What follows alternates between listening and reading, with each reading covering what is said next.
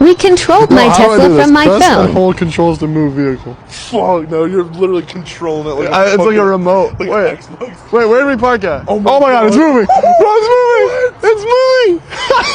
What the fuck, bro? People are gonna see it and be like, bro, who is driving it? They're probably looking inside the car like, bro, what?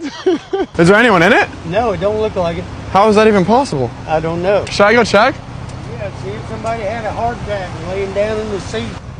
Nah, no one in there. Fucking God. He's probably like, what the fuck?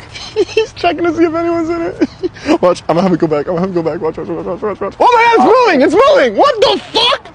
Moving by itself. How? Oh, No one's in it? it's moving by itself. This is magic! Oh my gosh, it's bewitched. How is it moving? I bought it! Oh shit!